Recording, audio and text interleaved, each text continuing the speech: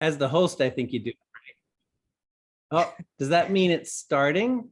No, it doesn't. No. Okay. Yeah, so I think that we should be okay. If we're telling stories, we probably should see people's faces. So, Jim and Kaya, can you help me as the co-host figure out how to what Scott's saying, which is exit the viewing of the Alaska party screen? Are they going to, They are have you going to be able to get them to do the share? Yeah, so we'll be able to listen in, but they're not, the screen sharing is different than them being a part of sort of the video, the little box, the Zoom boxes. So they should be a Zoom box at some point. And we should be able to make them big when everybody talks, but right now that's a laptop sharing view. So Scott, you can talk to me and Jim and Kaya. Can you tell us how to get out of the Alaska party screen? Or someone suggested that actually isn't something that I have the ability to do, that they have to do it Oh, I themselves. thought who's the host of the Zoom call? Is that There are you 3 or- hosts now, myself, my Three computer hosts. upstairs, Okay. Jim downstairs, and Bruce, Ben, Nick in Alaska, and they're the ones So- sharing. So They're the ones sharing. I guess I don't know how to turn off their screen sharing. That's not something we can do as participants of the meeting if we want. Yeah, so that's not gonna go away. But what you can do is like of the small box that exists of everyone's faces, mhm. if you put it on gallery view and then you can expand it to be essentially as big as it was before. And when you say you don't mean the host, you mean everybody involved? Yes, you generally. Generally, yeah. Okay. Because All right. we have a side-by-side gallery, but that's it. Yeah, so there should be a way to Make the to find the box. gallery view with all the boxes. It's like a 3x3 square grid. With 9 boxes. You can also just make the screen share part smaller by if you hover right over the border, you should be able to kind of drag it over and make Yeah. that smaller and the other part bigger. So you can kind of- Okay, I just did what Alice told me to do. So there is a way to Yes, make I- that yeah. screen share Okay. smaller. Okay. All right. We're figuring it out also. Did you guys get that? So it's basically, if you have a box and you put your mouse over one of the edges of the box of the square, you should be able to drag it over and to make it smaller in size. Does that make sense to everybody? Who else is able to do that? I was, Helen was, Henry was. We'll give you guys a minute. Alice, obviously you did. Mhm. Yep. Okay, so let's get started with the stories, and hopefully people can figure out how to make the photography smaller if they want to. Uncle Ron, you're on. Your dad's brother. You're the up there on the hierarchy, so I'm gonna have you start. Okay. Let's talk so, about dad. Yeah.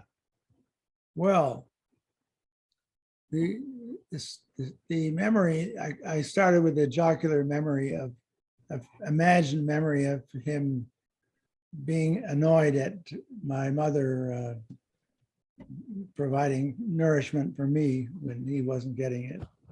But I do remember my earliest fond memory is of John's 7th birthday. John, I think, was being the firstborn son. My father was proud of his family and having a family of his own, and it was a big deal. He was a big deal, my father, in a way.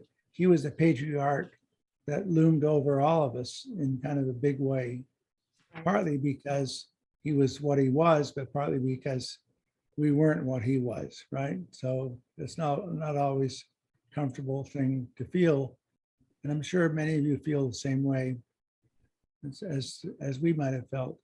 But it's John's at his seventh birthday, John was, I think, a happy young man at that point. But John had his birthday, of course, is on July 30th, which is a great time in the middle of the summer. Everybody's in a good mood, and maybe everything's wonderful. Up in Muskoka Lakes of New Hampshire, not New Hampshire, of Ontario, north of Toronto. It's our place where we grew up. But John that accomplished something that day, which was he swam a whole mile to what we called One Tree Island, at the middle of the little lake that we called Fairy Lake. And it was for us a fairyland, the whole thing. And this is 1939. And I looked up to him, admired him, but he paid attention to me too. We were buddies. John and I were buddies our whole life through. We were buddies in the early days. We did a hitchhiking trip in 1946 when I was 11 and he was 14. We hitchhiked all the way from Toronto to Ottawa to Montreal and back to Toronto. Had many adventures with various people picking us up. Why they picked us up, I don't know. But in those days, hitchhiking was not something you did just because you were a multiple murderer or anything. Anyway, we did all those good things together.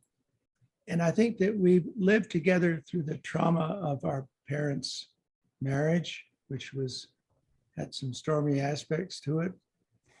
And that we lived through, of course, the Second World War as young boys. And in a time when there was a lot of deprivation, but our family was prosperous, relatively speaking, in the Toronto of those days. Hey, Ben. But Okay, cool. Good to know. We have Uncle Ron speaking right now. well, I could go on, and I shouldn't. But I was with John in the last year of his life, and we had a wonderful time in an apartment that I'd found on the coast of Oahu in Hawaii. And if anybody wants to think about how John ended his life, I got a great video of John swimming, getting into the pool by a wonderful apartment there and having a swim. And he had a good time. John had a good time most of his life. There were stormy periods, and I know the whole thing. I know the whole thing from the beginning to the end. Not the details of his law career, because I'm not a lawyer, but I knew, actually, I sat in his chair at the Harvard Law School on the times because they took attendance, and he had to make sure he got attendance. And so I occasionally sat in his law. So that what I know about law comes from sitting in at a law school when I was supposed to be John, and he wasn't there. But I'm sorry, I don't have more. I mean, I have a lot to say about my brother. Okay. No, actually, and I just got a call from Ben, so we can come back to you again at the end too. So. Yeah, I haven't prepared remarks. I should have, but I haven't, and That's okay. Okay. That's enough to be said for now. Yeah, that's perfect, because I just got a call from Ben and they're sharing, there they are. They're going to start here shortly. Ben will unmute it when they're ready to start speaking. Erica's the first speaker, as I mentioned. So I'll be quiet.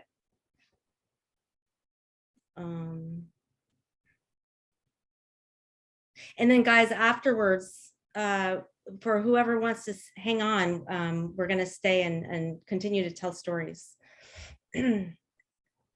after Alaska's done. So there'll be time. Although I know there's some of us on the East Coast, if you want to go to bed, it's understandable. So don't feel shy about leaving when you need to. You don't have to say bye. You can just do what you need to do. But some of us will still be here after Alaska to tell stories.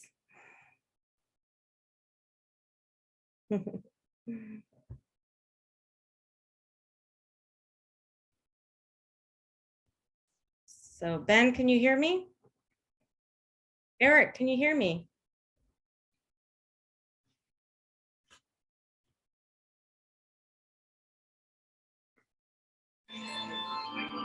Got it. Are you gonna keep it on this screen? This is how it's gonna have to be. Like when it goes from one person to the next? Wouldn't you rather have? They can see him. It's only for him. It's for them on the Zoom screen. Yeah.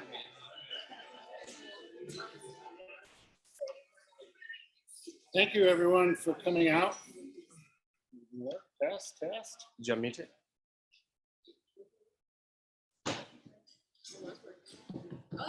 Hey, how about that? Thank you, everyone, for coming out. We're going to be kind of casual today. Maybe I'll just boom over it. And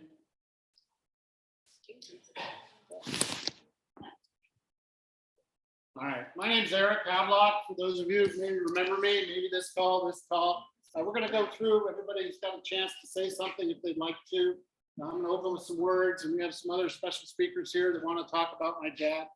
And then, like I said, we'll open up the mic for anybody that wants to share a story or tell a funny anecdote or whatever moves you, as they say.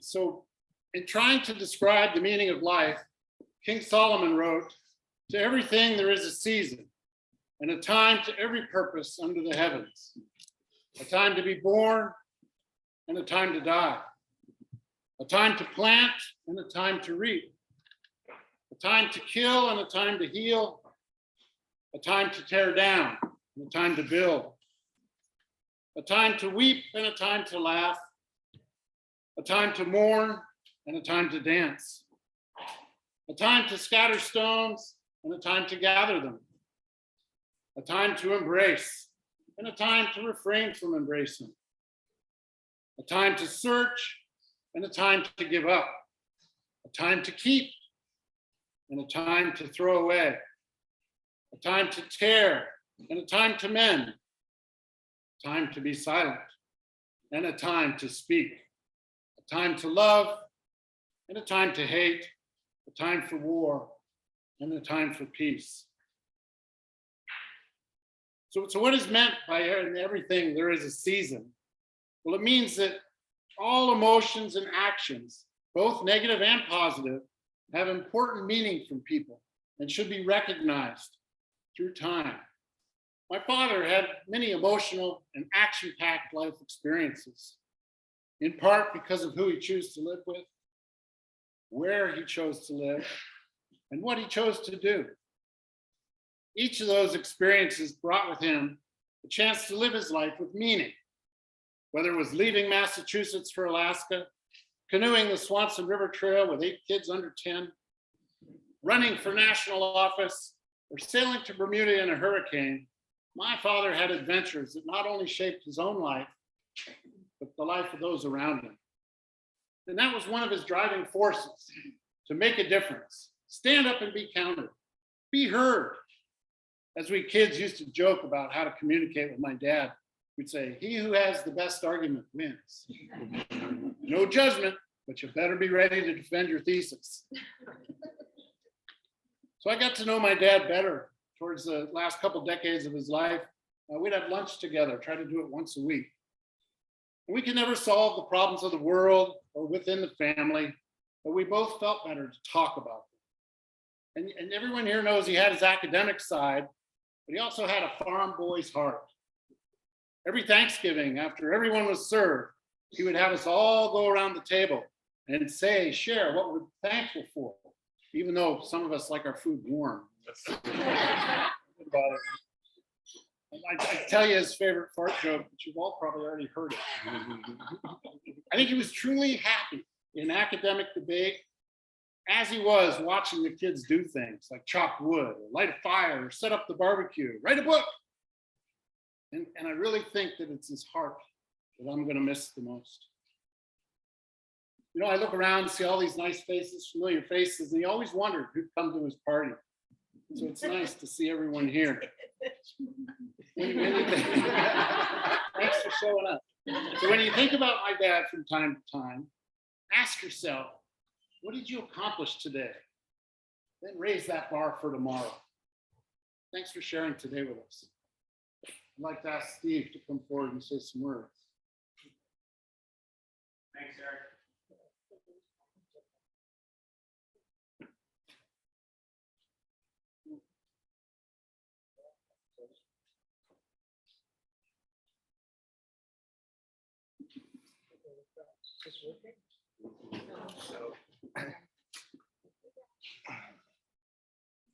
Shouldn't be buried in the pocket.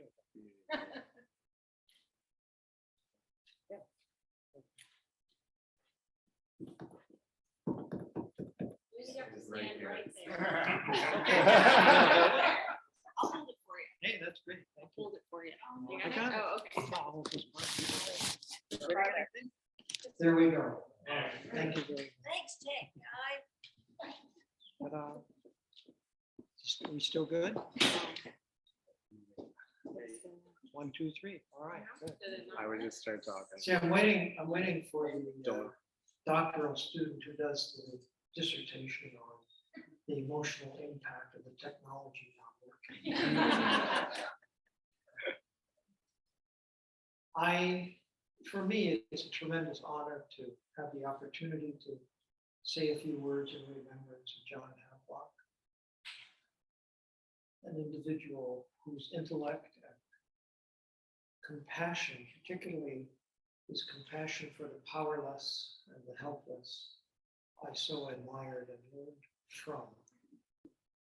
I first got to know John when he came to the university in the mid-70s to found the Justice Center.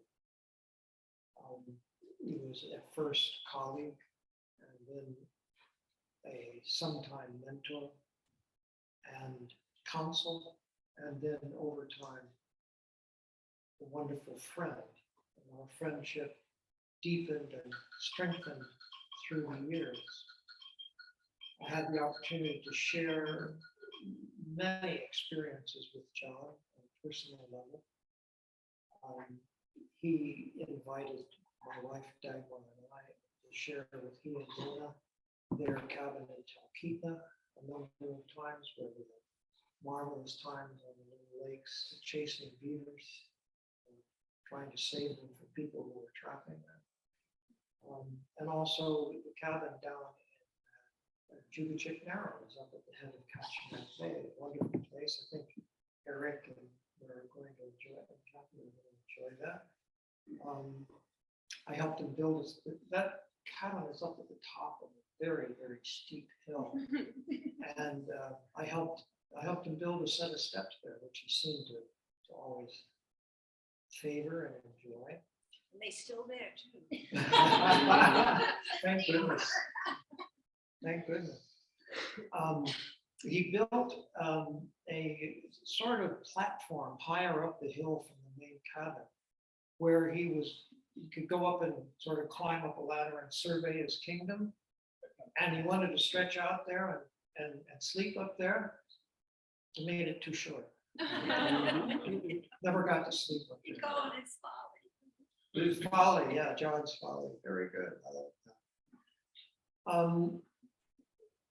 I had the opportunity in the early 1990s, thanks to Bruce Botello, to write a history of Alaska's attorneys general up until Bruce.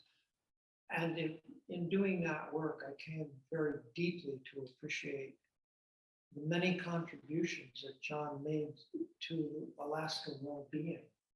Many of you are familiar, I think, with the privacy clause of the Constitution, which is in play right now. The limited fishery, which was really revolutionary in the history of open fisheries. He was committed to native justice and did everything he could to advance reforms in the criminal justice system for Bush Alaska. He was an extraordinary intellect. I enjoyed discussing with him many columns he wrote for the Anchorage Daily News. And often I would chide him saying, John, come on, you're trying to put too many topics into one small space. Yes, he would say, yeah, but there's so much people need to know. Surely he was right.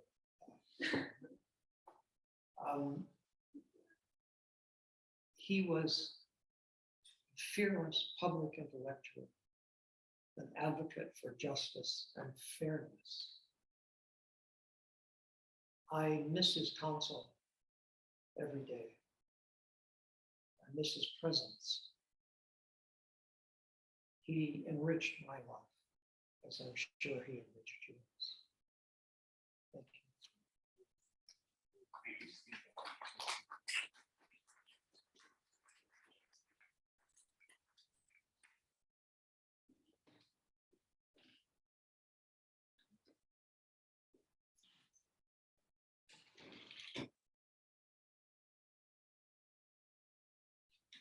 Most of you know the Honorable Vic Carlson. Thank you for your leadership. Thank you, Mona, the family, and friends for giving me this opportunity. Can you hear me, Jerry? The thing that I admire so much is John's wonderful generosity with his great intellect. I had the privilege of knowing him from February 12th, 1962, when I arrived in Juneau, and he and Av picked me up. And then, I'm sorry, Sherry has already left, but Sherry and Av had me to dinner that night, my first night in Juneau. And of course, Jim Wanamaker was still in Juneau at that time before coming up here to Anchorage. David Reskin soon joined us down there. Anyway, Steve has said everything that I would say about the generosity of John in making this a more aware state. And that's what I think a generous intellectual gives us. And we have a few, Steve among them, and others still, but we don't have enough. And unfortunately, Charles Walforth doesn't live here anymore. But we need this Michael Carey, Dermot Cole, and others personally to give us insights. Don't have to agree. I don't agree with everything that John and I discussed, and we had lunch weekly at Side Street. But I knew that I would be stimulated, and I was always stimulated by his conversation and presence and our interaction. Again, thank you very much for this opportunity.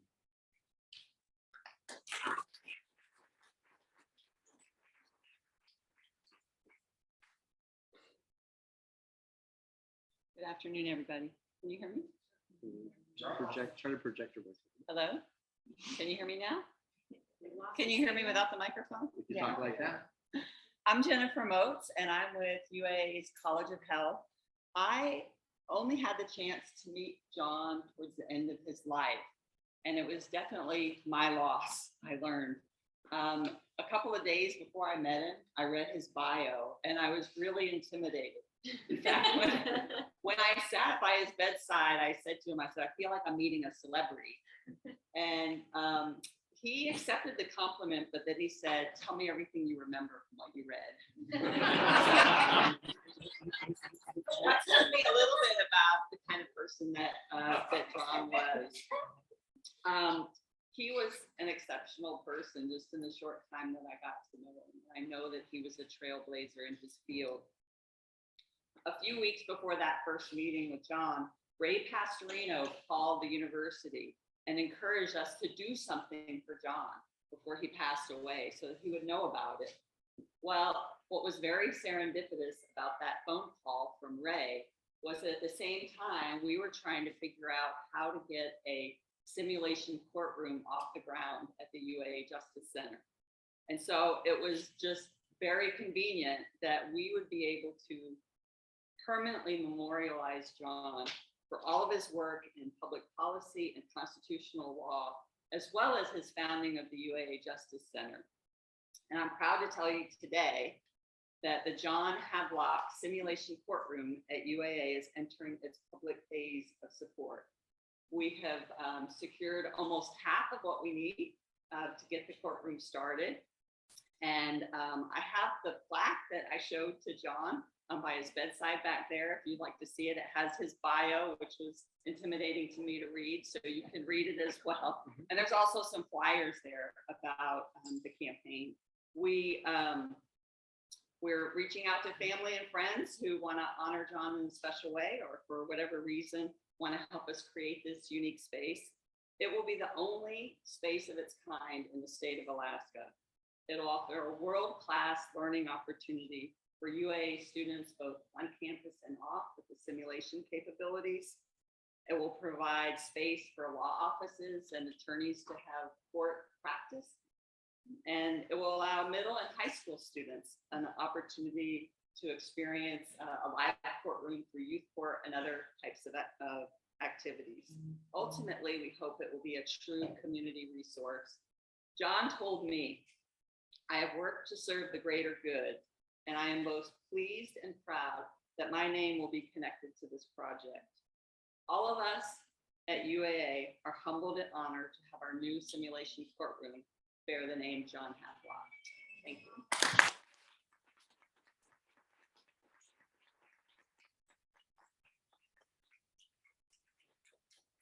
Thank you, Jennifer, and thank you, Vic. And thank you, everybody who's shown up here to express support and interest in my father's life. I'm touched and humbled. And I don't need a microphone. My father taught me pretty well how to push it out there. It is humbling and really awe-inspiring to know how many people's lives he touched through his generosity, through his commitment to justice, to like these ideals that, you know, most of us have a tough time grappling with and putting into real action.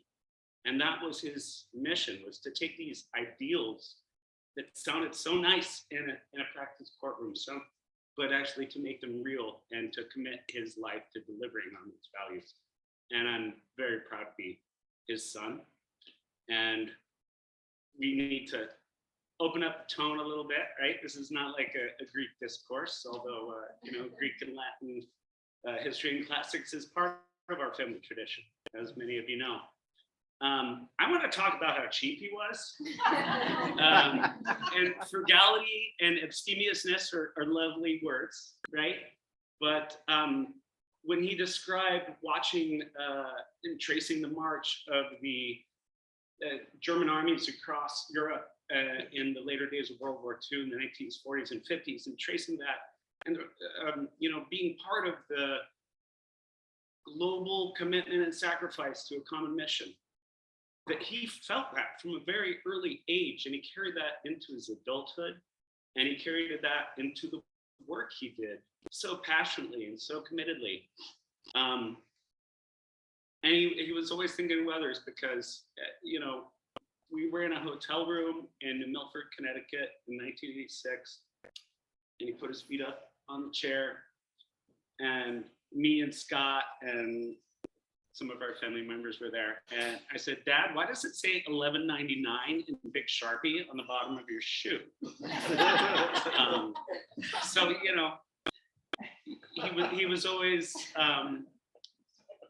not one to look for accoutrements, not one to look for public adulation. He just wanted to put some $12 shoes down on the ground and get some shit done.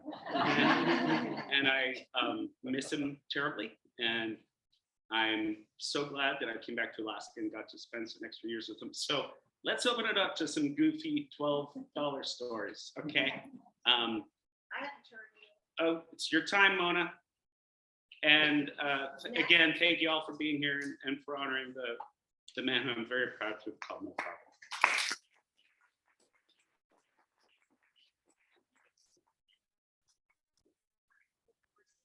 All right, we got a microphone for you.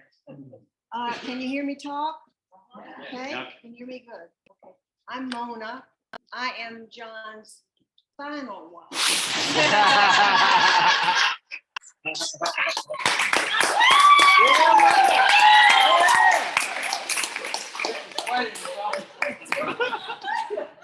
Me too. Anyway, John was a noble gentleman and just full of charisma and of course fabulous intellect, as you said. When we married, I was 73 and he was 75. So we had a lot of time to make up for, so we became, our thing about being a couple was to do everything together. We really did. We loved being together. And so now that he's gone, I miss him terribly. I mean, you don't come see me, okay?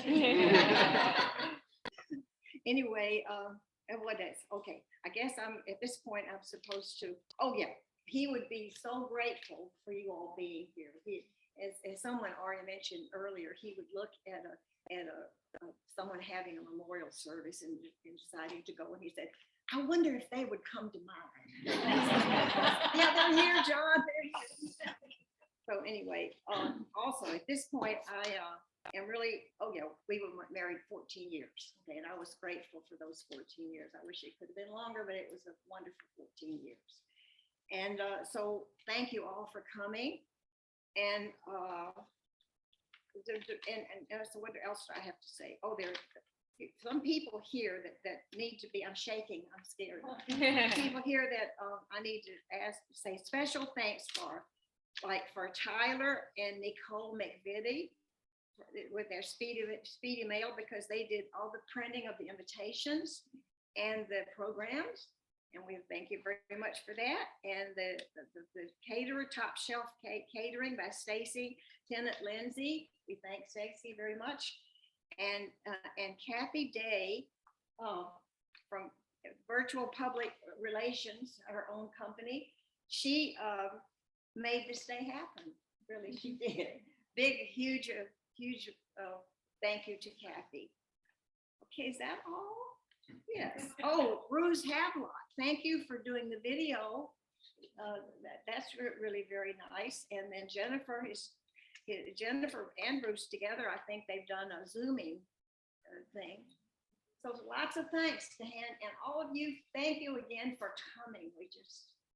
John, see, they came. I knew they would.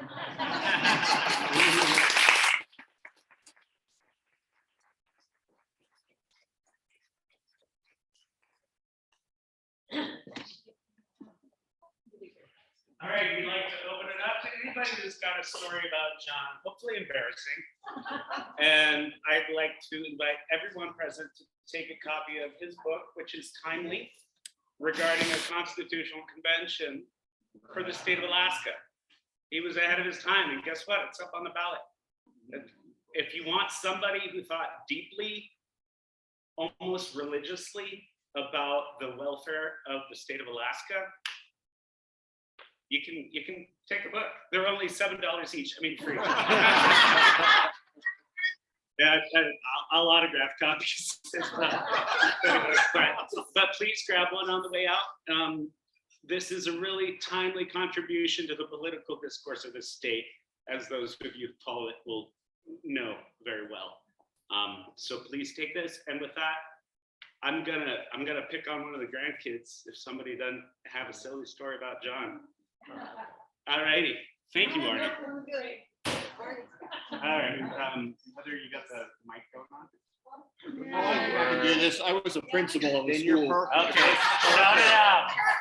And you're taking a book, right? You're gonna take a book. Make sure to hold it while you're talking. So I didn't know John till about 12 years ago, 11, 12 years ago, and we have only a social relationship, not a professional relationship. And at some point, Mona and John and Celeste, my wife and I, decided that we would go on a cruise to Asia together. And we had a wonderful time. But before the cruise, I was the person who was tasked with making all the arrangements. And I have to say that I was a little intimidated, a little bit by John, but more by my wife, because I figured if it's like screwed up, I'd really be in trouble. So I did all this research. And when we going to Singapore, I found that the number one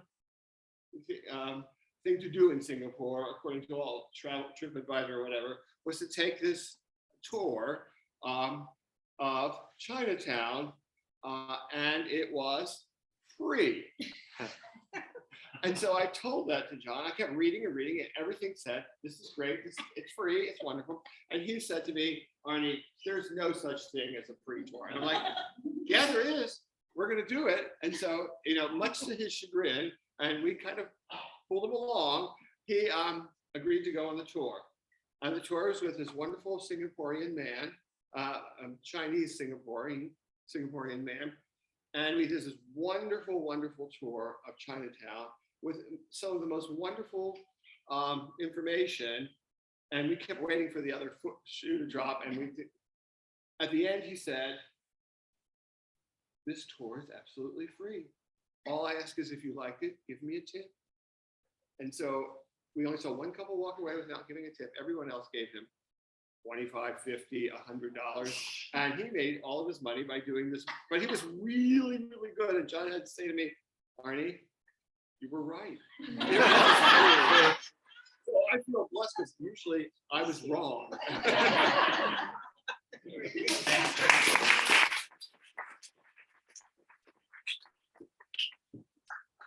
Oh, and I have the book now too.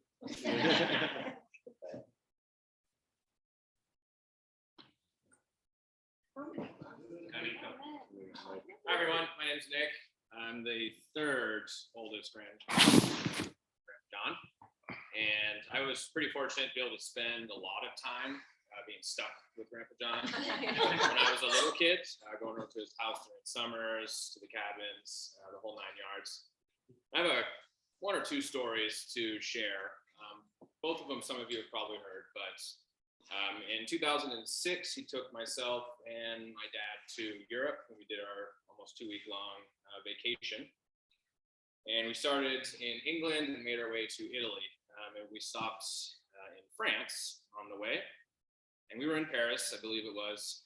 And he took us to this restaurant that was basically a wine cellar. So it was completely underground. It's probably 19th century, I'm not sure. No windows or anything, super loud, only 10 tables or so. And so we sat down, and throughout the whole trip, he lectures me and tries to share history. And at the time, in sixth grade, I'm not really there yet. I appreciate it now. So we sit down at this table in this cute little underground restaurant, and he starts talking about wars in France and stuff like that. It must have been 15 minutes at least, and I was not listening the whole time whatsoever. But at the end of it, he stops talking, and this random American tourist next to us comes over. She leans in and says, "Your grandson wasn't paying attention, but I thought that was the best lecture." Thank you.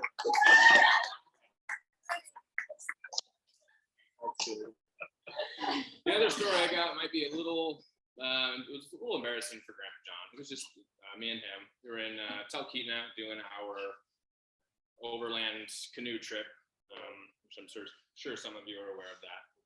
And I must have been only 10 years old. This is about 15, 17 years ago now. And it's hard to get out of a canoe by yourself. And so I got out because I'm much smaller, and he says, "Hold on to the bow while I, walk up the thing and get out." And so I said, "Okay," and I grab it, and I'm not really looking. I think I might have let go for a second. And all of a sudden I hear, splash! And I look back, he is completely in, and there's 3 feet of mud in this lake, right? So we turned around right away and went back to the cabin, and of course he's soaking wet walking up. I'll never forget, he hung up all of his clothes on a coat hanger or a wire across the stove, and he had these $600 or $700 bills. It was hanging on. This is while I was so wet. It was just such a weird sight to see like socks and like $100 bills. I'm gonna miss him a lot. So everything, a lot of what I know today and how I am is from him and from my dad. They were both very, very similar. But thanks everyone for coming.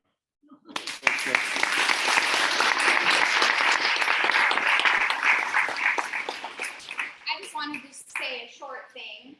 The first time I ever met, I'm Nick's wife. I'm Chase, and the first time I ever met, actually Nick's family was the first time I ever came up here, and we went to dinner at Simon and Seafort's, and Grandpa John, in true John fashion, is like, making a toast at the dinner, and he says, well, Chase, welcome to the family. And I'm thinking, like, this is the first time I've met them. Oh my God, I'm already in the family? What? And so anyway, 7 years later, I'm still here and married in the family. So he knew, and I miss him very dearly. We had our engagement party in John and Mona's backyard, and that was wonderful. And I'm just really happy that he was there to see that.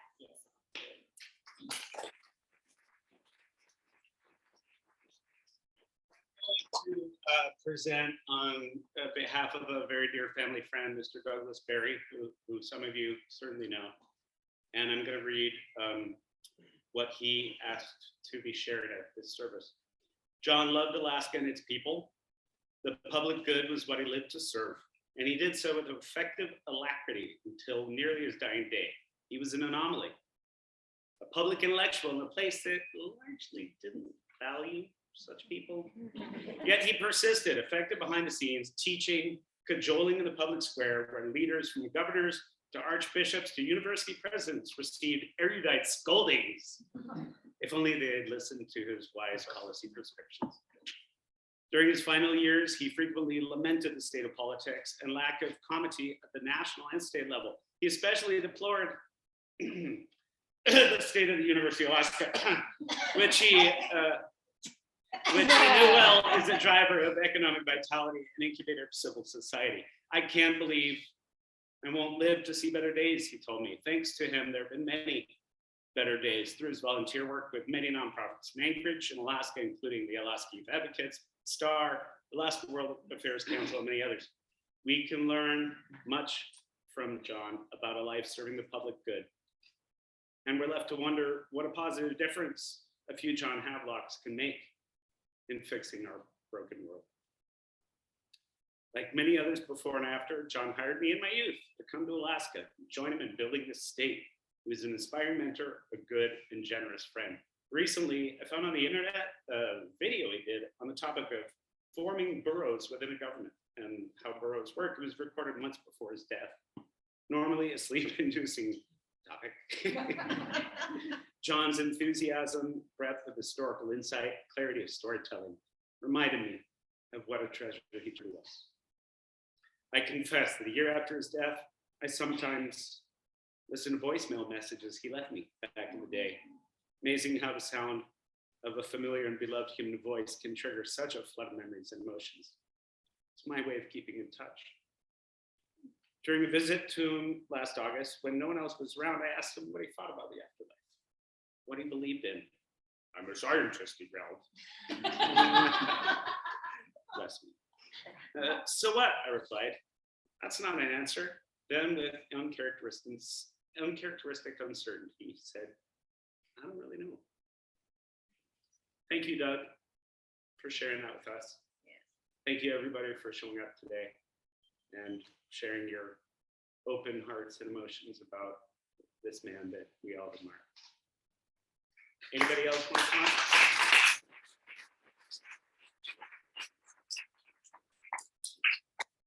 Love you, Jen. Love you, everybody online.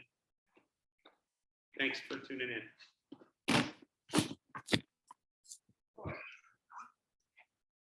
With that, make sure to take a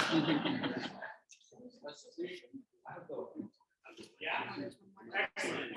And Mr. Hickey. Mr. Hickey, you need a mic? No, I don't You're think allowed- so. You're allowed, Senator. I can be loud. Excellent. I'm Dan Hickey. John was a mentor to me for exactly 50 years. He brought me to Alaska in 1971. I was 25 years old. And it was August of that year. So it was 50 years, about 2 weeks before he passed. He also became a close colleague and a very valued friend. We did 2 significant jury trials together in the early 1990s, one of which was a 7-week trial in Kenai in the winter. It was supposed to last only 3 and drug into 7. I do have a story for you about John from the early 70s that is not apropos of any of his intellectual skills or his many accomplishments. He and I had gone to Fairbanks and held a public hearing along with other state officials at the time on the state of the justice system.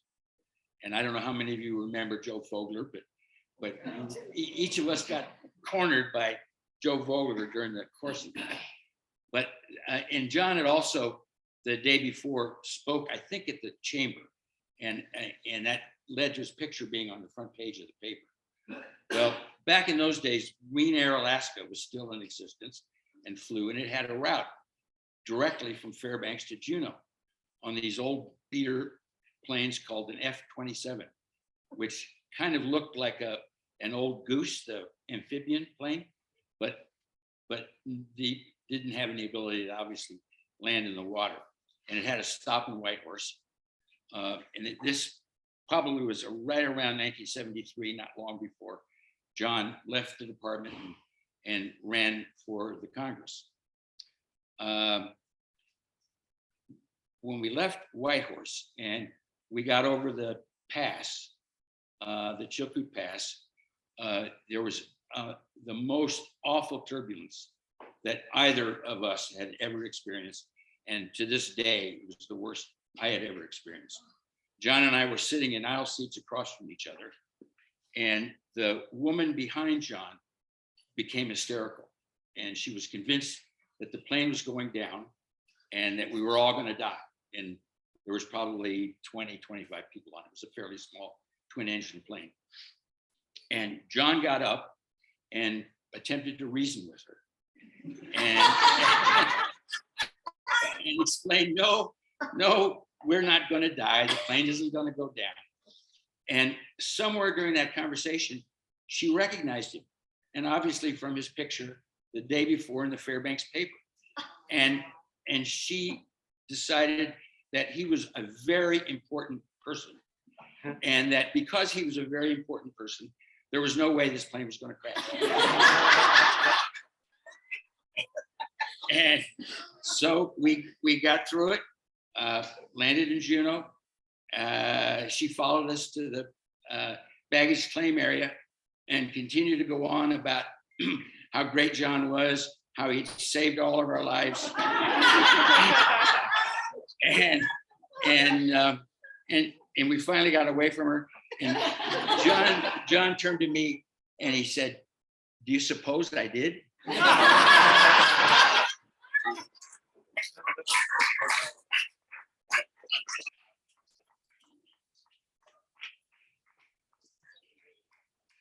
Well, I wanted to say something about Mona. We live in the market, and I've seen John and Mona hand in hand walking over to the city market, and I thought, well, Mona has finally and John have finally found the right each other. Right, thank you. Yes. Thank you, so And- true. Okay, and also I think, thank you for inviting people to come over and visit with him when he was dying. That was so kind of you. Yes.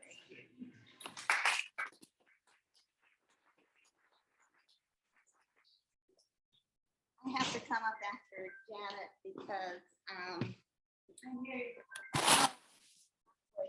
me? I had to come up after Janet because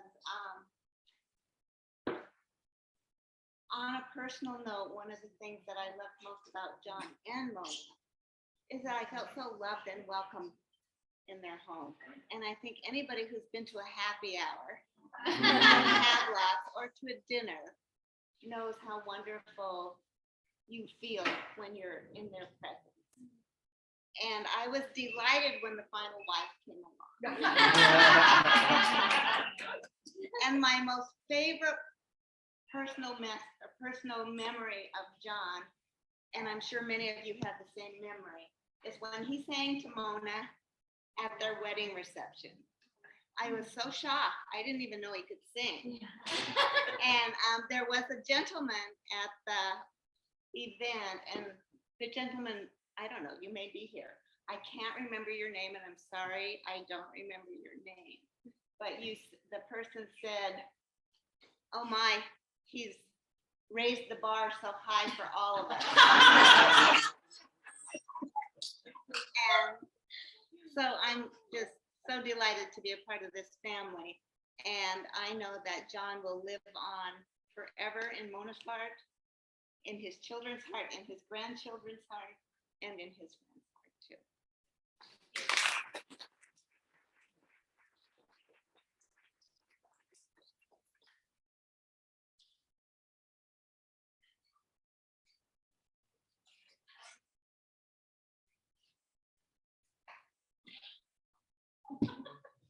Could I talk from here, just so I could add some contribution to this whole thing? So I got to know, oh, I see, I'll go over.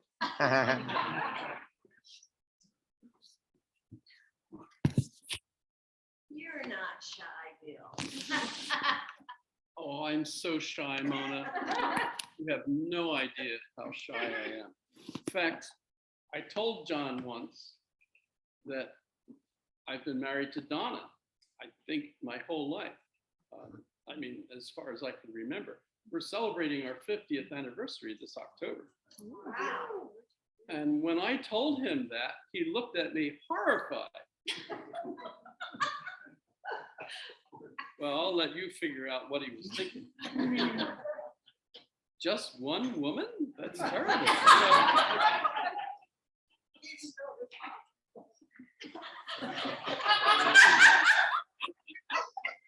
I think so. I think that's exactly it. But that's the way Donna and I have been.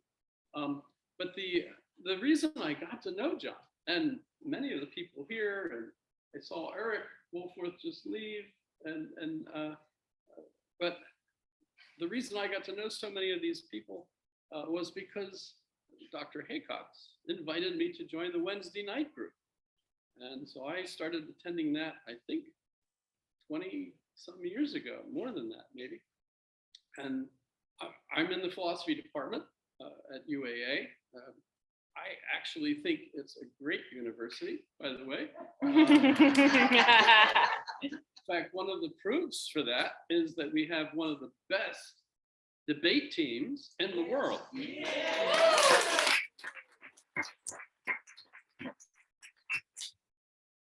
I'm always recommending people to go and spend some time with the debate team, because invariably, when they graduate from UAA, they go on to do some absolutely outstanding things. And that's just true. And I'm still in touch with a lot of them. And I know that that's the kind of thing they do. So, Dr. Johnson, thank you. That's absolutely amazing. But as you know, I'm shy, so I'm not going to say too much. But one of the things that is my favorite about John was that I was a fan of a couple of books about Plato. Plato, anybody? Yeah. Heard of Plato? So yeah, there's books about Plato, and two of the books at least that are really famous were written by Eric Havelock. Prelude to Plato, version one, and the other one, The Muse Learns to Write, one of my favorites. And I mentioned these books to John, and I said, is there any chance you're related? And he explained it was my father. And boy, after that, I was absolutely thrilled to ask him all sorts of questions of what it was like to grow up in a household with a philosophy professor, a famous one, by the way, the Toronto School, where Marshall McLuhan is famous and shouldn't be. It shouldn't be him that's famous. It should be Eric Havelock that's famous. Because all Marshall McLuhan ever did was take John's or Eric's thesis and make it a little bit broader and more popular, I suppose, and say the medium is the message, which I guess everybody's heard of. But why? And well, that's a lecture. I don't think I should get into that. But I love it, and I use it in school, teaching in my classes when I'm talking about Plato. Why was Plato so significant? And he was, and you can find that out by reading The Muse Learns to Write. So it's in the library, by the way, which is, as far as I understand it, the second largest library in the state, because the first largest library is at the University of Fairbanks, Alaska Fairbanks, right? On purpose. I think they have one more book. Is that right? They kept it just one more book. But so John is. It's on Amazon too. It is, but if you're going to be like John and be cheap, just check it out of the library. By the way, $11.99 for a pair of shoes, that was a lot of money at that time. But the thing that, of course, is a real loss is having John sitting next to you in a bar, drinking and talking about everything that anyone at the table brings up. And that's going to be something that I think we'll all miss. Thanks for having me. By the way, for any of you that haven't read John's book, I do encourage you to take it. It is a great read. It's in the best tradition of John Locke and John Stuart Mill. And it reflects the fact that John, at his core, was a basic mid-20th century liberal. That, and the underlying predicate, however, of the book is a strong belief in the fact that the American public is somehow ultimately rational. And I'll leave you all to decide whether that's, and to what extent that's misguided.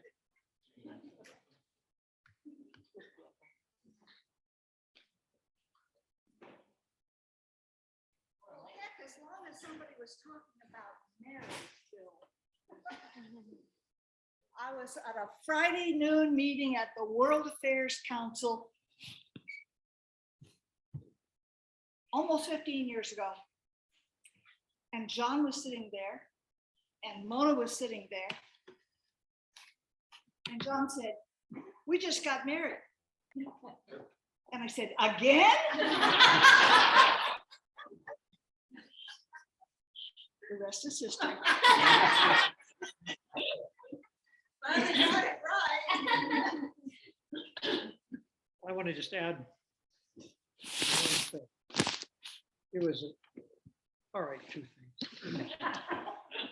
It was a great pleasure to introduce John to the Wednesday night group and to the folks who attended that, where we talk about everything from medieval philosophy to the politics of the day. But the greatest privilege for me in knowing John Havelock was being asked some years ago, 14 actually, to marry John and Mona. It was wonderful, and bless you.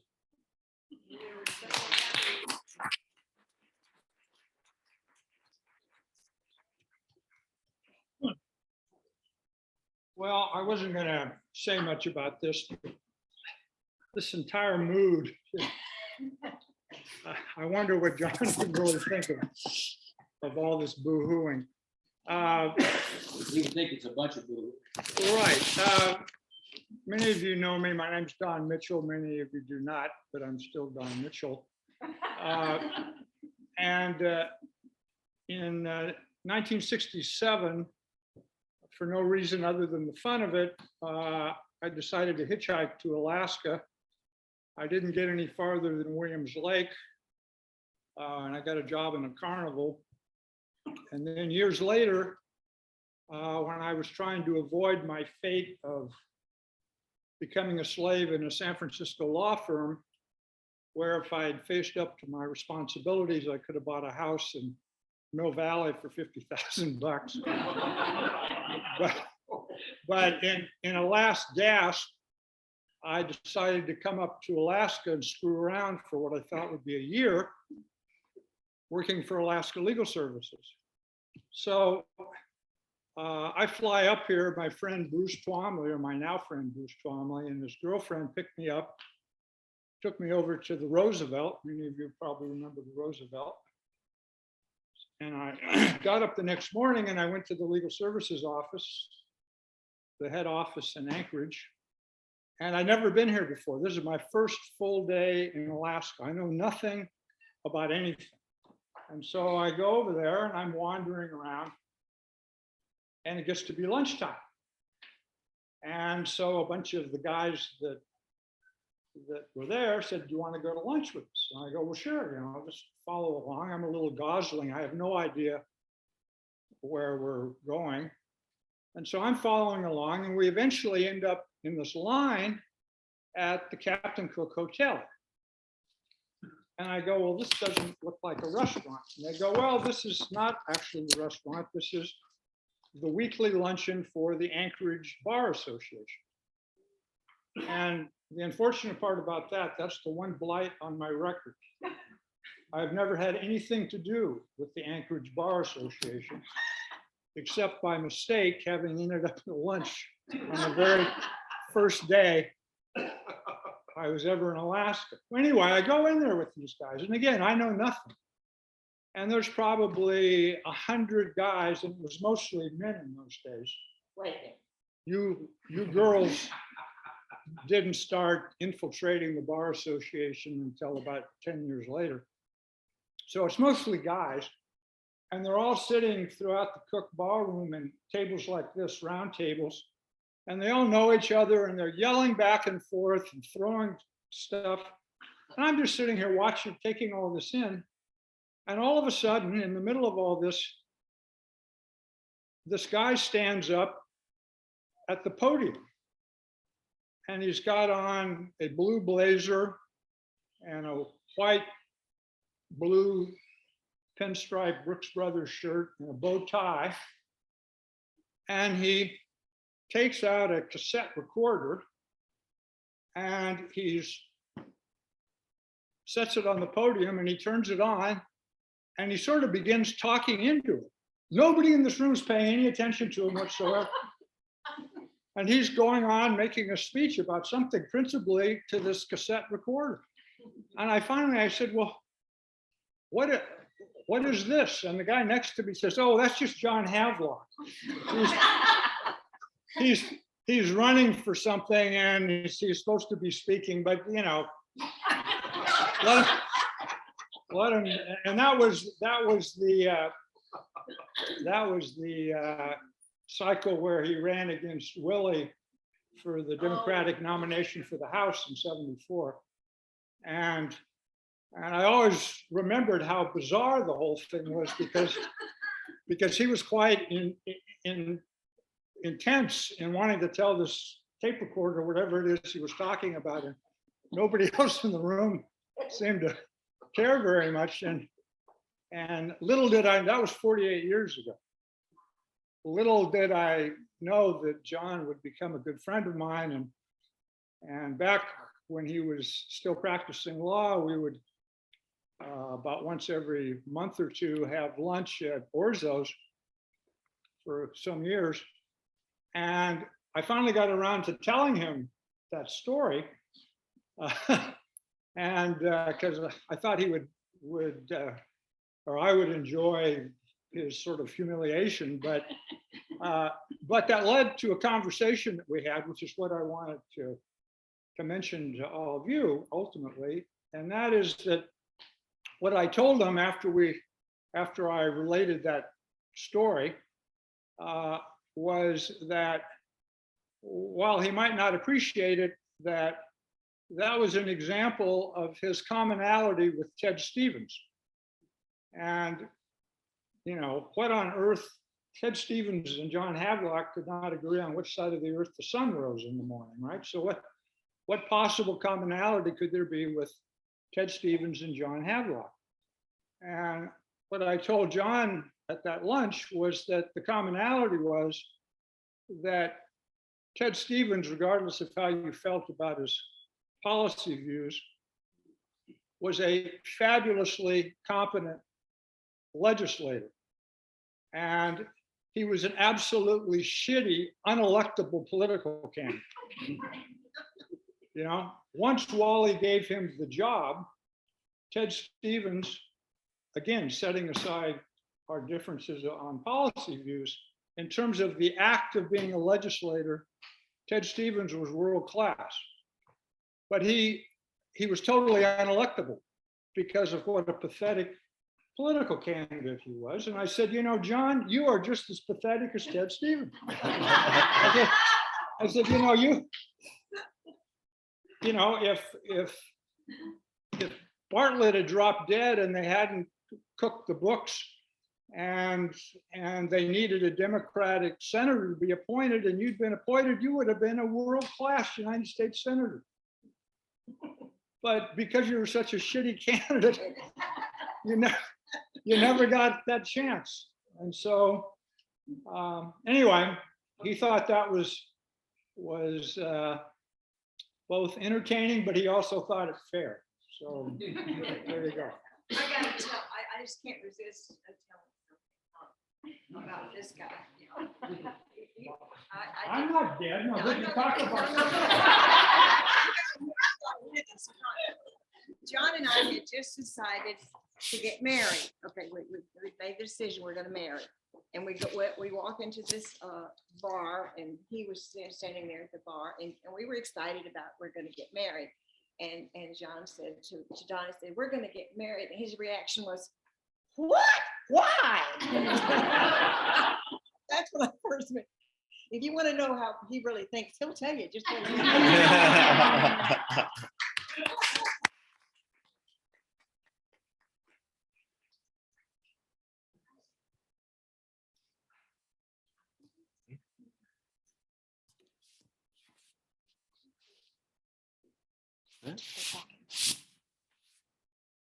We're all great.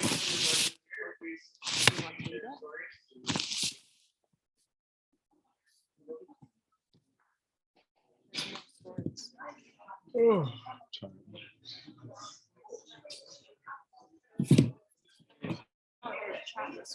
They're just saying bye to. Oh, that was it. Babe. Love you guys. Love you, Nick. Love you, Heather. I guess they're leaving. Oh, they're there. Hi, Heather. Oh, bye. They're gone. Okay. All right. So a few of us didn't drop dead. Can everyone hear me? Raise your hand. Yeah. Yep. Okay. So I guess what I'll say right now is that these COVID Zoom memorials, they're both, hold on, see that? They're both just awful and wonderful, because we wouldn't have been able to participate at all, even though it was pretty chaotic, right? Most of our speakers are gone. We got my family, we got Scott left, wanted to speak. Ron can speak. Jinx and Peter can talk. Henry's back. Okay, Henry, hi, hun. My daughter just went to bed. Yeah, that's probably where I'm about to go as well. Yeah. Okay, did you want to just say bye or did you want to say something about? Yeah. that? Well, I guess there is, I mean, I guess there's something I'd love to say is just, I was having a conversation with my dad in the past year or so about legacy. And he was sort of, he was having this long, conversation with me about how he was sort of puzzled by the whole idea of legacy and how he would continue on and leave a memory of himself. But I think something that we can all attest to is that John left behind a magnificent legacy. With his political works and his relationships with everyone here. He left behind something that we can all remember, and that I hope he's looking back on from wherever he is. And I think that something that's so wonderful just about John Havelock is that our knowing of him, our connection, and however you may know him, brings us all together. There's a lot of us, whether you were at that convention or you're in this call right now, who might not know each other. I mean, I know being a young Havelock teenager, have not had the chance to meet a lot of the friendly faces that are connected to John Havelock, but I know that I'm connected to them, but because they knew my grandfather, and I think that's a powerful thing. I have one story just before I part. I go up to Alaska during the summers because, of course, I have a fair amount of family down there. I live in Chicago, Illinois. So yeah, I go up there to see Bruce, who's my father. And I left, leaving Alaska and leaving the Havelocks up there is always a really overwhelming experience for me. So the summer before John died, I wrote him a simple letter just saying, telling him how I had enjoyed our time together and how I had cherished my ability to foster our relationship, and how I longed for Alaska and something that a skyline or a line on the horizon that was not filled with just the sky but with mountains as well. And I was on this call with my dad, and I was asking him, like, how did John react to my letter? Like, what did he say? And so my dad was telling me this story that, he sort of opens the letter, reads through it. I think Ben and Nick and a few other people were there. And the one thing he says is, well, I guess it's nice to know that I have a literate grandson. So yeah, I think that was John Havelock. I wish I'd gotten to know him better. But I loved him for what he was. And he'll always inspire me and be a really driving motivator in how I go about my life. I think we can all agree with that. Yeah, Henry, thank you so much. It was very well spoken. And I think this is actually getting recorded and it's going to be sent to Aunt Joan. So everybody will be able to hear the beautiful words that you just spoke. Thank you so much, Jenny. You're Yeah, welcome. it was so nice seeing all you guys. Yeah, you guys have a wonderful night. This was a great Thank experience. you. We love you, Henry. Love you too, Jenny. Bye, guys. Bye. Bye, Henry. All right. Where's Scott? Scott, do you want to say something?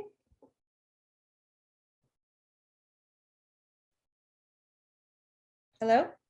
Sure. There you are. All right. So I spent most of my summers with my dad. I before I was 1, I left Alaska, and maybe when I was 4, I went back to Alaska, and every summer I went back to a dad with open arms, and have nothing but fond memories of dad.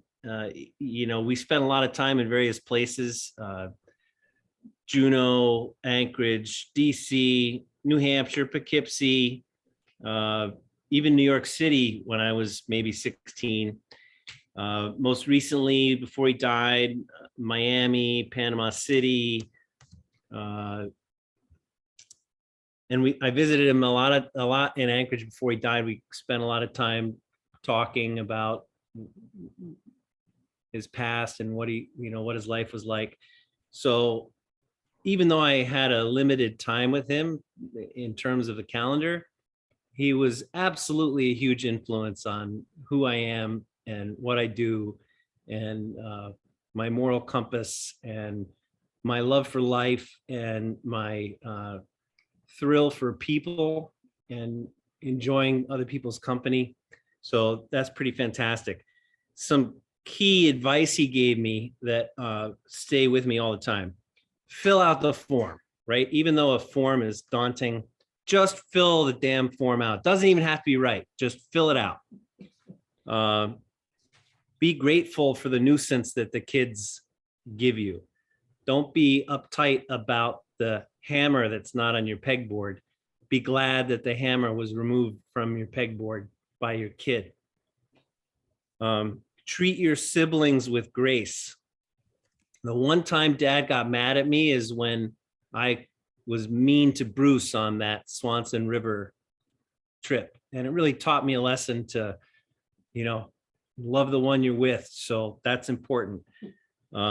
Too much adventure will get you killed. So, Is that what he said? yep. And that's when the fellers died. And I said, why'd they die? Because, they somebody was out to get them. That's why they died. He says, no, they loved adventure, and eventually it catches up to you. So you can't overdo adventure. The other thing is the world will continue, because I'm a catastrophizer. I believe that someone's going to blow us up. I believe that the world's going to end. And he says, no, that's not how it works. It's kind of like the lady on the plane, right? The plane will land. Civility is the key, and be persistent in everything you do. Some of my favorite memories of Dad are a lot of times related to Brian, because Brian was such a trickster and a funny guy, and he would egg Dad on. We went on countless camping trips, and Dad, and when we lived in Anchorage at one point on, I forget the name of the road, but we had a sauna. Jen, we grew up there in that house. Yeah. And we went into the sauna after a big camping trip, and Dad settled in with his big gut and his big glass of red wine and his New York Times. Brian and I settled in with our Cokes that came out of the fridge. So Brian, in true form, looked at me and held the Coke right next to his big belly. And I'm like, don't do it. And Brian just pressed the Coke against Dad's big belly in the sauna. And Dad goes, "Argh!" And he's yelling, he's swinging his wine around. He says to Brian, I was about threw this in your face. And so Brian and I laughed about this for years, anyway, that was one. Another Brian story was Brian was really good at drinking beer and eating Slim Jims and having the worst gas around. So we had a car problem, went into a store. Brian was passing gas in the aisleways and just, clearing the aisles. We get up to the counter to leave, and Brian passes gas right up at the checkout. And we're all horrified. We're like, oh my God, how can this be happening? Dad leans forward to the woman at the cashier and says, can you please show me the bathroom?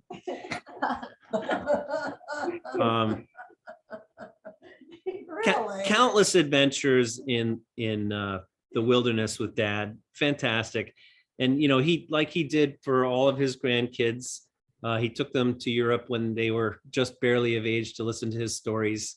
I love Nick's stories because he took us to Greece, and we got Ellis and Dean and Heather together. And I would say that that's probably the fondest memories, is hanging out with Dad and Mona in Greece, hearing the stories and just having a great time. So Dad was a rock star and my favorite guy. So I'll miss him, and I really appreciate all you being here. Oh, thanks, Scott. Everybody's clapping. Yeah, I noticed a lot of people, the things that they've said, including you with the sauna and the red wine in the belly, that's in my little speech here that I probably won't read, but a lot of similarities between with what people say. So Jinxie, are you guys still awake? I know I'm about to pass out, but I'm still here. So we're here. Can you hear me? I think I took myself off mute. Yep, you did. Anyway, I was just going to tell a quick story, and it had to do with the beginning of getting to know the Havelocks. And as I was sitting in our house in Greenwich, Connecticut, a phone rings, and I answer the phone, and this man says, "Is Peter Ring there?" And I said, "Yes, he is. Could I tell him who's calling?" And he said, "Yes, this is John Havelock from Anchorage, Alaska." So I put my hand over the phone and I say to Peter, "There's some guy calling you from Anchorage, Alaska." And he says, "Oh, Jinx, remind me to tell you about that." And so then I listened to the conversation, and it's obvious that this man is talking to Peter about coming to Alaska to interview for a job. And so when he gets off the phone, Peter says, listen, I want to go up to see Alaska. Do not worry. There is no chance we're going to move to Alaska. But then he comes back. He's been entranced by your dad and the opportunities at the Criminal Justice Center. We do our pro and con list and we move to Alaska. And Peter has promised me it won't be forever, but you know, just I go along. And I have to say it was the very best decision that was ever made because I got to know the Havelock family. And it's not just John that I treasured, but your mom, Judy, became one of my best friends. And you, Jenny, and Bruce became like kids to me. And, and the summers we spent, and then it just evolved. You became family, and it was just wonderful. John, I have so many funny memories. I was listening to all the story about the wives, and I had a running joke with your dad. If anything happened to Peter, I want to be in line. It was like after Judy, there was Robin, and then I said, okay, now I might be wife number 4. And then he meets Mona, of course, and that was basically just perfect. I think Mona and he were just meant for each other. And there was one story that I loved about them.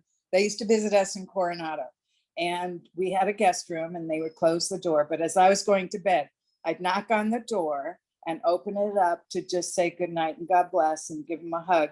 And I opened the door and there they were snuggled up together. He's reading to her, and it's like they do their bedtime stories. It was wonderful to see at the end of his life that he found this wonderful relationship with Mona. And I just loved John Havelock, and he was somebody that I treasured. He had wisdom, he had empathy, and we had lots of long talks ourselves. And I will miss him. And I'm just sorry we never got to Hawaii that last time, nor up to Alaska, because timing just wasn't right for us. And Peter might have a quick story. And then we'll say goodnight to everybody. Love you, Jenny. Okay, Jinx, we're in my story too. The story about being the 5th wife. That's in Right. Yes, among other things. I just want to say that what has been wonderful is to listen to people this evening. It's just, it tells you something about John, but as much, it also tells about the people who are in that room. That's John, and that's those people. Thanks. Oh, thanks, Peter. Thanks so much. So I have something to say. It feels long. I did type it out. But because this is being recorded, I feel like maybe I should read it. Just for at the very least, the family, the brothers, and Mona. I'm sure that they'll watch this eventually. So I guess I'll go ahead and do that. So I just wrote something about an hour ago, and that's true. Stream of consciousness, also true. It's about life as my father's daughter. I guess it's a bit of an essay format. I'm not sure what it is. I called it Dad, the North Star. When I think about my father, I think in chronological order. So here we go. Early on in life, I learned I had to share my dad, not just with 4 older brothers, but with the public, with his work. He was recognized and stopped on the street on a regular basis, being thanked for all he had done for Alaska. I didn't know what it meant at the time, but I never felt like I wasn't being paid attention to. I never felt like he was too distracted to be present, to be a listener. He was everything to everybody, and he made it look easy. Like he had an unlimited amount of the mental energy it takes to care about so many people, big and small, family and strangers alike. I have a few childhood memories, not too many. As a young girl, I remember thinking about my girlfriend's dad, that it must be an awful to have a skinny dad. What kind of lap would that be to sit in? Stiff and uncomfortable, I thought, repelled. I was so grateful to have a dad with a belly I could cozy up to when sitting on his lap. My Alaskan childhood home seemed magical to me.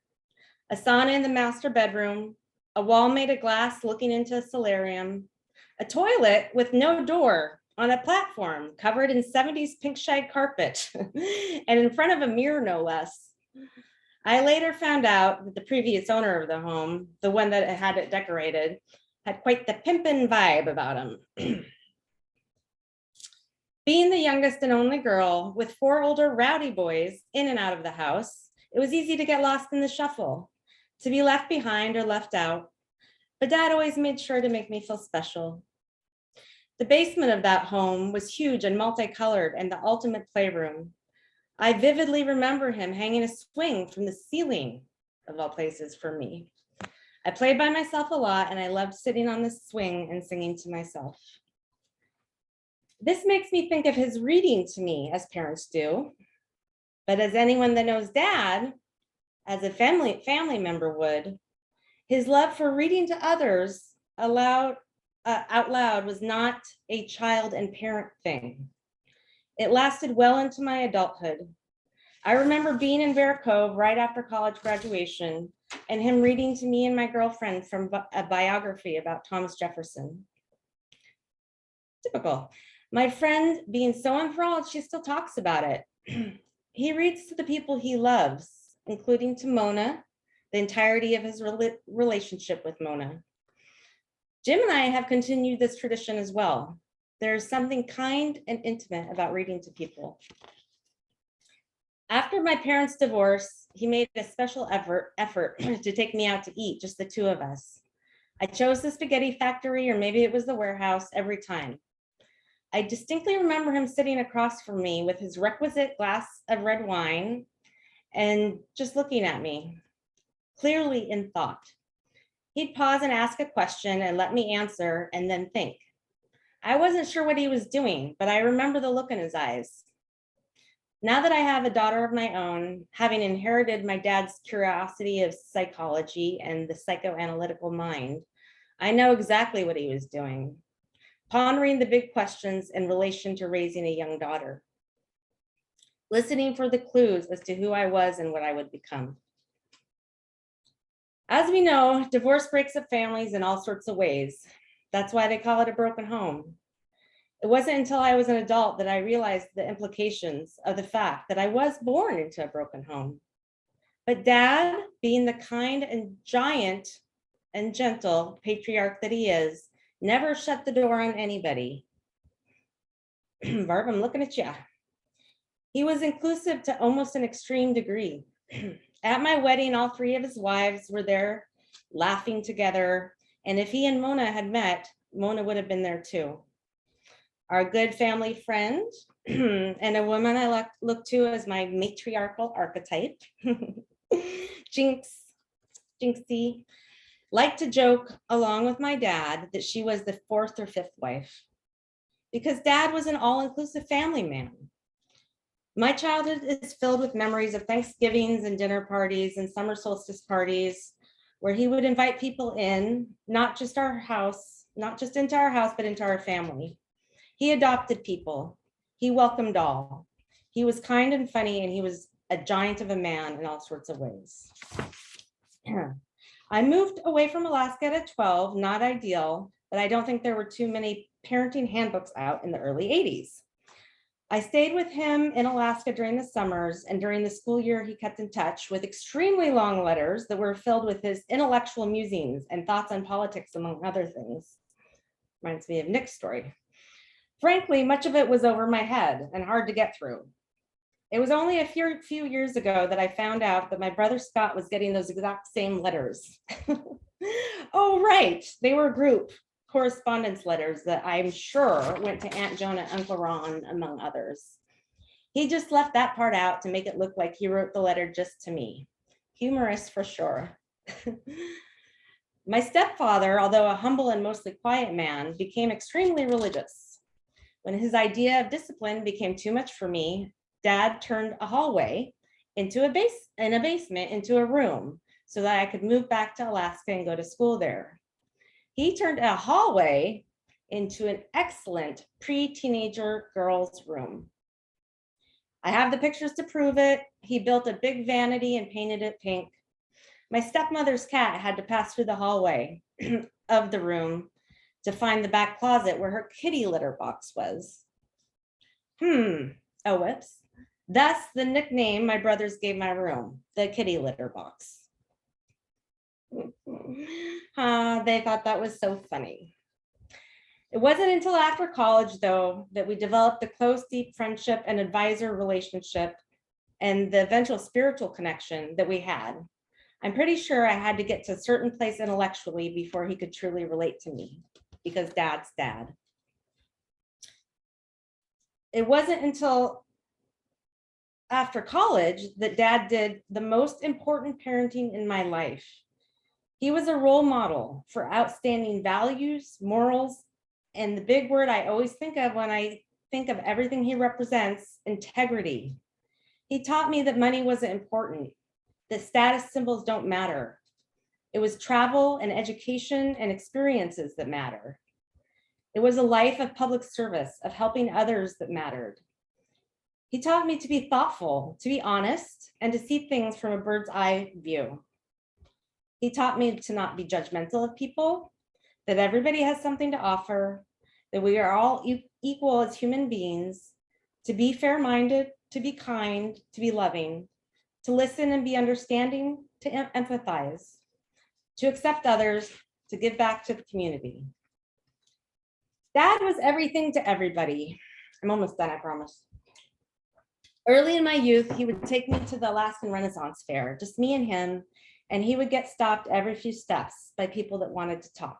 And I mean, really talk. I had to share him, and I was okay with that. He was not a perfect man by any stretch of the imagination, but daughters have the tendency to idolize their fathers, and I certainly did, and I do. When Jim came along, he saw in my dad the same qualities I did and saw them in me. He believed that is what it meant to be a Havelock. The integrity of spirit, the values and morals, the rights and the wrongs, the justice. I had been conditioned to be a good person, and my dad was someone Jim and I could both look up to.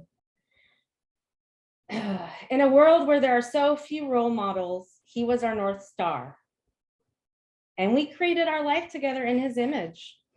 The academic pursuits, the standards, in the image of the idolized version of him. Dad gave me so much, so much. He was a father to all.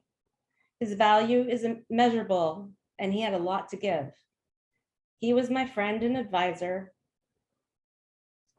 He was my North Star. I love you, Dad. So thank you for listening. So anybody have something to say? Alice, you're off mute. I just wanted to say that that was really beautiful. Thank you. I'm glad I read it. It would have been nice for them to hear that in Alaska. Oh, you're so sweet. Thank you. Yes, I want to reiterate that too. It would have been wonderful. It was beautiful, Jenny. Love you. Thank you. I love you too, Jinxie. We were supposed to be there, but something went south. Who knows what? That's what we get with big families. Yeah. Jim, do you want to say any last words, or you're still on mute? Oh, okay. Well, it's getting so late. I was going to tell this story about the Chilkoot Trail, and I guess it was my first time like out in the wilderness in Alaska, and Jen and I were like 25 or something at the time, and I made the mistake of watching this like bear mauling show on the Discovery Channel before we went. So I was scared out of my mind of grizzly bears. So I was really paying attention to John, and he never really got concerned until he saw these big moose tracks. But we had like the third day of our trip, we had this very harrowing weather, and like they were airlifting people off of the summit, and we couldn't see anything up there. And it's actually really dangerous because you can just wander off into these glacial pools and you'll die. And so John got really kind of concerned about this weather, and they let, like, it was 3 days into our 5-day, I guess I'm telling the story, 3 days into our 5-day hike. And he was actually concerned, and I was concerned, because it was like we were on the moon in a blizzard with glacial pools all around, and you really couldn't even see where you were walking. And you weren't supposed to, we were with the Elys, Bob Ely, John's law partner at the time. And a funny thing is, when we first got to Skagway, before we embarked on the trip, Jen and we had missed our flight. And then we finally made it there, and we sat down at dinner the night before we were to go. And Heidi Ely said to John, she looked at Jen and she said, "John, she's not husky."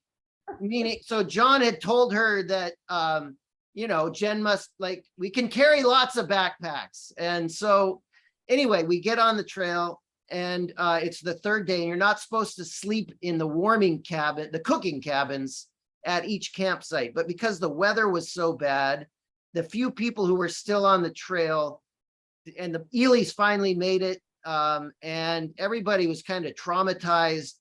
And so a lot of people decided to sleep in the warming cabin.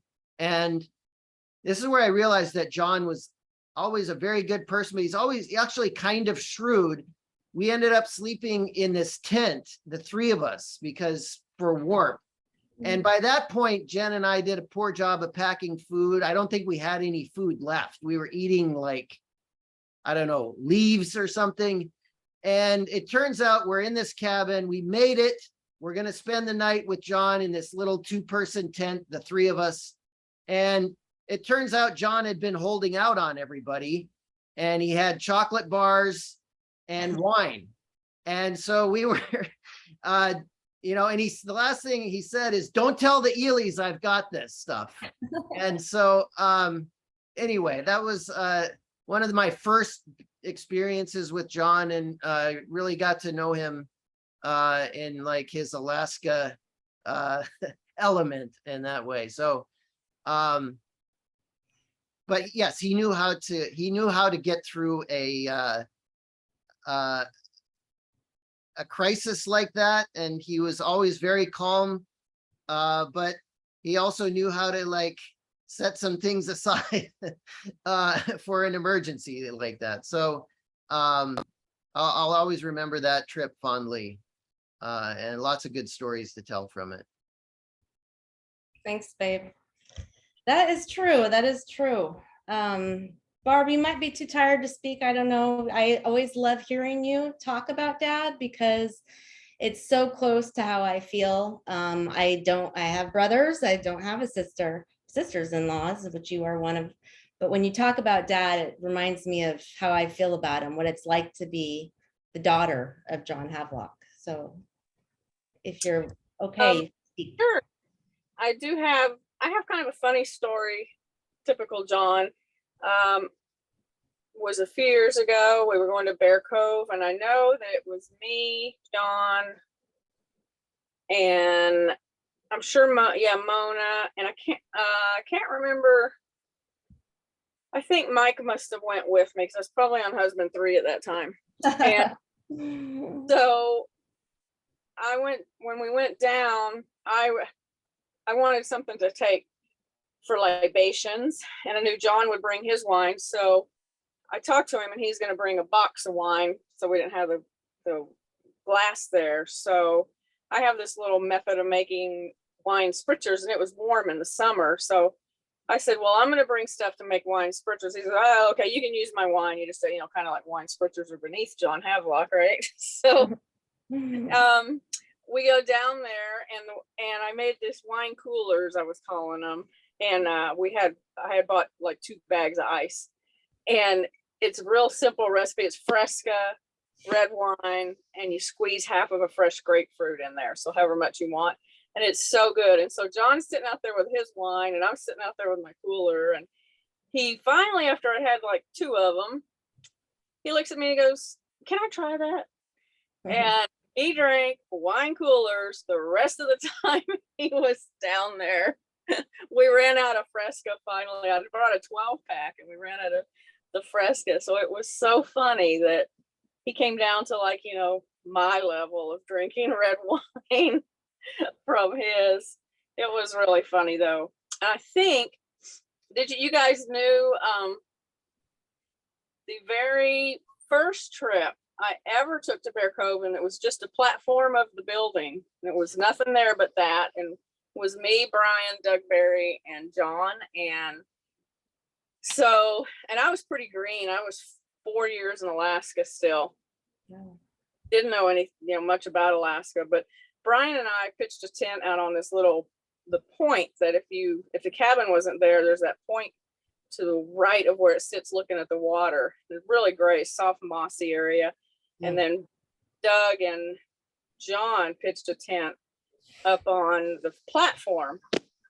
And we camped out there. We didn't have anywhere to put our coolers. And thank gosh we never did see a bear up there, because one year, they did break into our coolers.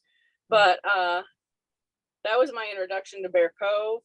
And Brian took us all down and to the water at low tide, and we got Dungeness crabs, and that was before they crashed, and you could just walk out there and pick them up, and he showed us which ones you could harvest and which you couldn't. We all got how big they are. And so we went and cooked fresh Dungeness crab for dinner, and it was wonderful. And I actually was going to tell Doug that I found 2 slides, old school slides from down there, and one of them is Doug and John, and one is I think it's Brian. They had this old how they like to use the natural wood and make things, and they'd made a ladder out of it, and it was down at low tide in the front of where the cabin eventually was built. So I'm going to try to have I think they're in my jewelry box now, and I will try to find those and have them printed out. But I've got a lot of photos over the years that I like to share with people for that. But John was a great person to me, and like a father, and treats Elliot like a grandson, and Elliot loves him too. And he's been a good influence in my life, and I'm glad that I met all of you guys. So thank you, Barb. You're sweet, and I love that you're still part of our family. That's a good example of how inclusive Dad is, and how much of a patriarch, and how open he is to all people. Obviously, when you and Brian split, it was you're still part of the family, and I love that. Yeah, well, and I think John understood why we split, but we always put Nick first, and that's just what you do. And so it just helped us a lot. John never judged us, me or Brian, on, he knew the score, and he knew what was going on, and he's just, open arms. That's him. That's what describes him, as he's open arms. Yeah, You're very lucky to have him, you guys, all of you were. And I tell you what, Nicholas Havelock has a lot of John in him. So you'll see it as he gets older, but because I'm starting to see it. So he's got that still waters run deep kind of thing going on. Yes. And Yes. yeah. And thank you guys for watching out for Nick too now. And since Brian on and keeping up with him and stuff, it really, really makes him feel good. He's really bummed that Eric's spending less time in Anchorage, and his mentors are drifting away, I think. So he appreciates when you guys reached out, and he's super excited about going back east for the wedding. It's all him and Chase talk about.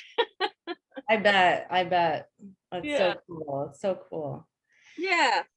And I'm in Tennessee, so I'm not all that far around now. I can't travel right now because my immune system's so compromised. But next year I got Italy in April, and after that I'm gonna be out and about. So might just see you guys. Well, I think I told you Jinx just won her battle with breast cancer, and so Barb, if you don't mind me sharing that with Jinx, that's Barb is I think maybe on her 5th or 6th treatment for getting rid of that thing, and so similar story to Jinx's. So Yeah, I will today, keep my today was prayer and keep up the good fight. you. Today was my fifth treatment. So I'm technically cancer free. I'm just killing anything that's floating around in there. Yeah. Lost the Right. hair. Yeah. But heck, I'm kind of digging the short hair. So yeah. But No, anyway, you look guys- beautiful with the short hair. Thank you. Yeah. I saw pictures on Facebook. I got on there. Tracking my journey. And I And get the bell at the end of it all. I'm really excited. Somebody rang the bell today and it just makes you cry. When you finish, there's a what is that, Jinx? It's a did you guys do the boat bell? There's a bell that hangs in the infusion treatment center and you ring the bell when you finish your chemo. I did radiation and I got to ring the bell after my radiation was done. Did I you was cry? doing it every day for a certain stretch of time. So there's a picture of me ringing that gong. Okay. So anyway, yes, thanks Jen for letting me know about this because you know my sons are horrible at communication. I couldn't believe that it didn't get forwarded to you. I'm so glad that I thought, I don't know what it was that made me think of that, but I was like, I need to get on. I didn't check my Facebook contacts. I only checked my email for people. So it wouldn't have been the same without you. So thank you. Yeah. Oh, you know, I have one hilarious John chauvinistic story. We were in the bank one day. It was me and John were there, and I think Mona, and I can't remember why I was at the bank with them, but it was recent years. And this gal, the bank teller, was younger and had obviously a push-up bra on and showing off what she had. And Mona's up there doing her work, and I'm standing back, and I look over at John, and he's just looking at that girl with the biggest smile on his face.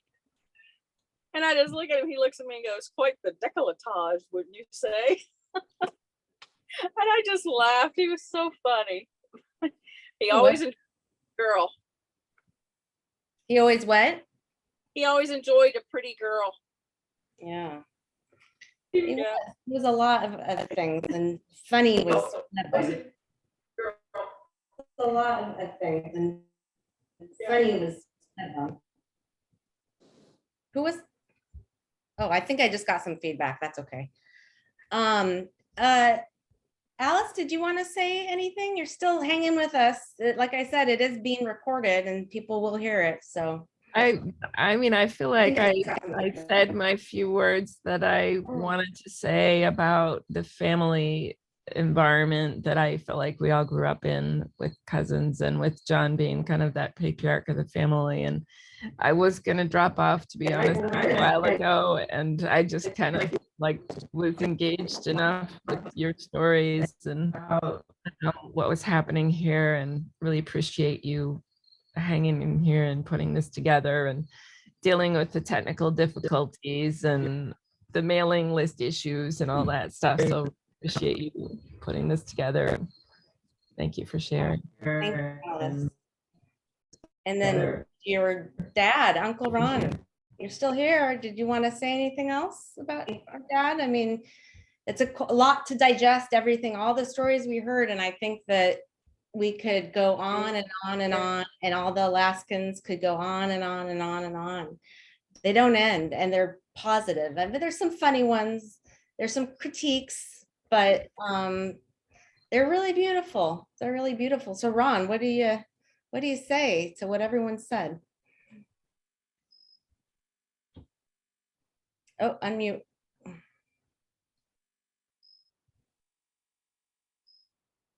Uh-oh.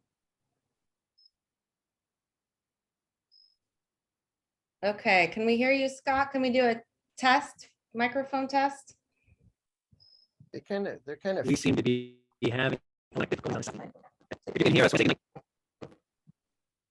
try it. Good. I think I hear you now. Good job.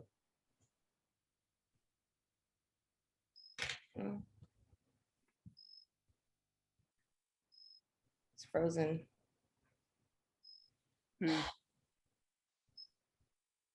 I think I hear you. Oh. All right, well, I don't know if Uncle Ron, I don't want to shut down if Uncle Ron's gonna try to get back on or not, but I can ask Scott real quick.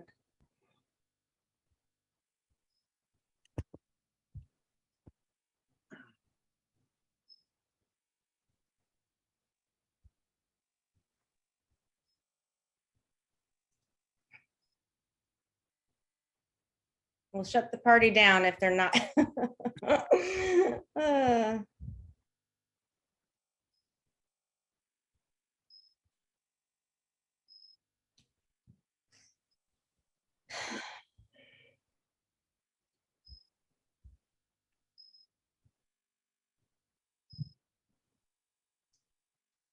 Not answering.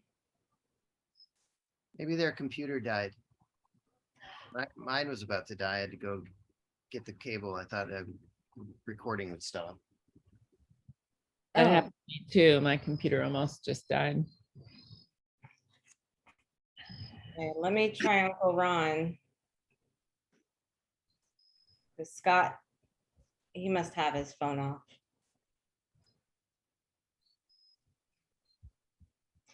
Okay, trying your dad. The brother. Oh, Uncle Ron, did you want to, do you guys hopped off? Did your computer die or did you want to try to get back on? Did you guys want to try to get back on or should I wrap up the recording?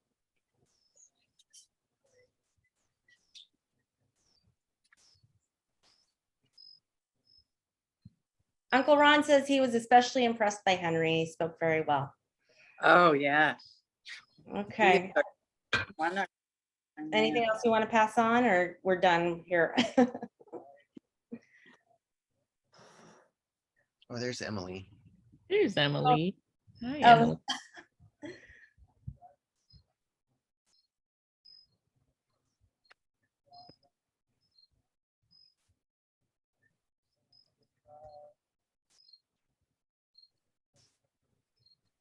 It looks like Bear Cove. Right. Sorry, looks I'm not. like Tamworth. So Uncle Ron just said Over he there. started at age 3 with dad and he could have gone on to age 89, but he didn't think everyone would be as interested in that as he was. So, okay, Uncle Ron, well, the odd thing is Emily just showed up. Will you tell Scott that? Oh, you did? Okay, because their videos there, although I'm not sure if they're frozen. So anyway, okay, well, I love you guys. And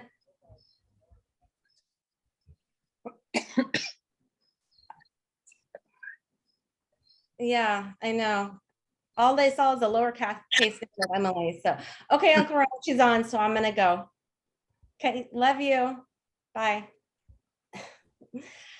Well, you missed it, or were you there?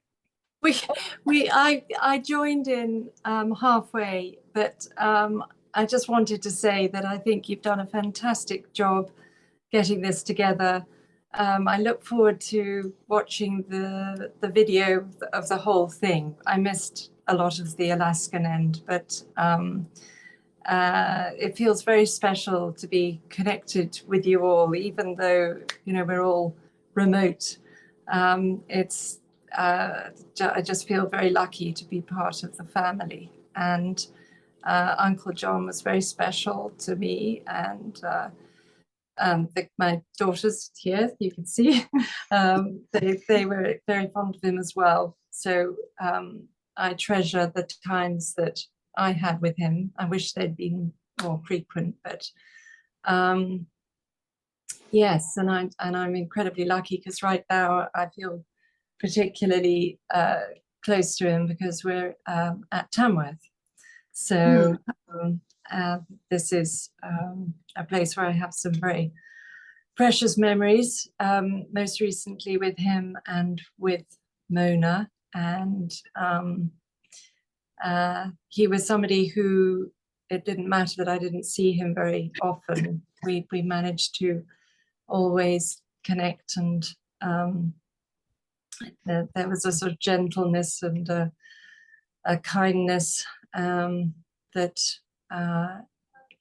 I will always remember. And so that's really just what I wanted to say. And I just felt bad not to be actually participating, even though I'm not scheduled to be participating. I just thought I wanted to say something. No, of course. Thank you so much for joining in. And I regret the fact that we didn't get any of your gorgeous accents. We didn't get more people from the UK. Do you have anything that you think Aunt Joan would want to share to, did you want to speak on her behalf or no?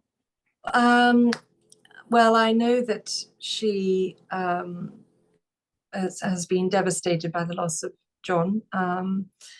He was a travel companion in recent years, and I think he understood her perhaps as well as anybody. And it's lovely that I'll be seeing Ron soon, who would also understand her. But she wrote something which I think she sent as a sort of tribute. And I haven't got it with me, so I wouldn't be able to read it out. But she certainly wanted that shared, and she would certainly, I mean, I could certainly can't do justice to my mother. Only my mother can do that. But I know that she would want to express her deep love for John. So I will do my best to do that on her behalf. Yeah, well, we have our Aunt Joan stories too. And